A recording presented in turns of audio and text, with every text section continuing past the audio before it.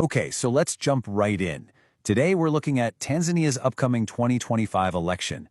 And what's so fascinating about this story isn't just about who might win, it's about whether the election itself is even a real contest to begin with. Let's break down what's happening. So that really is the big question here, right? I mean, think about it. What good is an election if you don't really have a choice? Imagine going to vote, but the main challenger, well, they're not even on the ballot. That's pretty much the situation that's unfolding in Tanzania right now.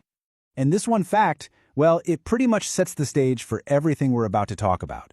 For over 30 years, since they opened up to having multiple parties, one single party, the CCM, has never lost power. Ever. So you have to ask yourself, how did they keep pulling it off? All right, so that brings us to our first big point here. On paper, there's an election happening, but when you look closer, it seems like the actual foundation for a fair, competitive race has been taken apart piece by piece.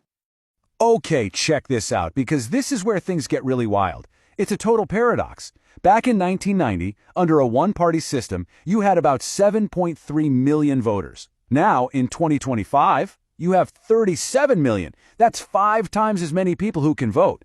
But, and this is the huge but, the main opposition party is banned. So are those 37 million people really getting any more of a choice than folks did back in 1990? So, how on earth did we get to this point? Well, it's a story of a pretty dramatic U-turn. You see, when President Samia Suluhu Hassan came into office in 2021, there was this genuine feeling of hope, a sense that things were about to change for the better. And wow, does this lay out the political whiplash or what? Just look, back in 2023, President Hassan was making all the right moves, lifting a ban on rallies, talking with the opposition. It really felt like a fresh start.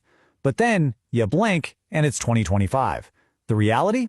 The biggest opposition party is banned from the election, and its leader is on trial for treason. It's a complete 180. And look, this kind of shift doesn't just happen by accident. As we're about to see, this looks like a very calculated, very systematic campaign to make sure there's no serious challenger left standing. So let's put some real names and faces to what's going on. You've got Tundu Lissu, the leader of the main opposition, arrested. Humphrey Popopole, who used to be an insider before he became a critic, reportedly abducted. And then the parties themselves, the biggest and second biggest opposition groups, are basically knocked out of the race. This isn't just playing politics, you know? This is about systematically taking any real alternative off the table.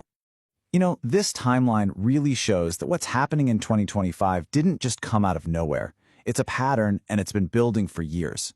It goes from a horrifying assassination attempt back in 2017 to jailing key leaders to an election in 2024 where the opposition was basically shut out. It's like each one of these events was another brick in the wall leading right up to this moment. So it's not just about targeting people anymore, it's about changing the entire system. It's like, why bother playing the game when you can just rewrite the whole rule book to make sure you win every time? And you know what? There's actually a name for this kind of system. Political scientists call it competitive authoritarianism. And this is a really important idea to grasp. You still have all the things that look like a democracy: elections, political parties, courts. But in reality, the state uses all of its power to tilt the playing field so much that the ruling party just can't lose. So, if you're wondering what that actually looks like in the real world, just look at this one number, 99%. That's the share of local council seats the ruling party won in 2024 after pushing the opposition to the sidelines. Yeah, and this table just hammers that point home. I mean, look at that. It's not a typo. 99% for the ruling party, 1% for, well, everybody else combined. That isn't a competition. That's a coronation. It's the end result of that tilted playing field we were just talking about. So, okay, what's the knock-on effect of all this? What does it do to people?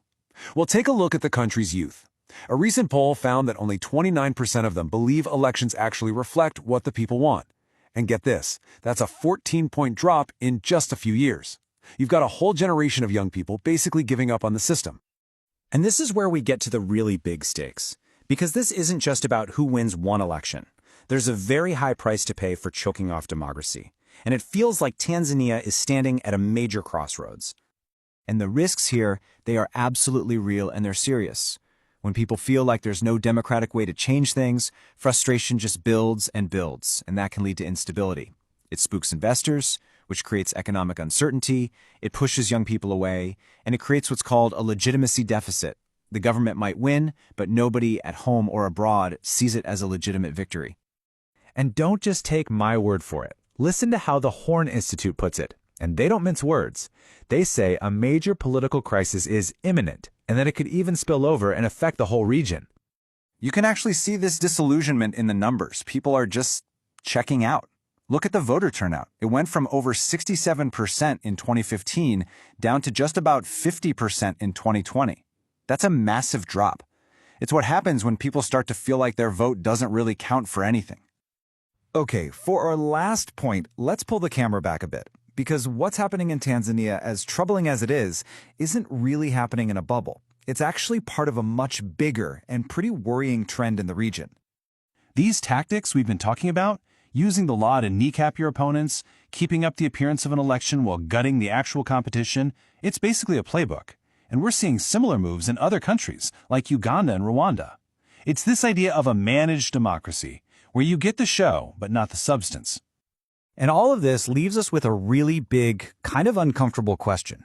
If we believe that democracy is supposed to be about more than just showing up to cast a ballot, if it's really about having a real choice, about real competition, about holding leaders accountable, then what's the future for it when all that is carefully and systematically engineered right out of the picture?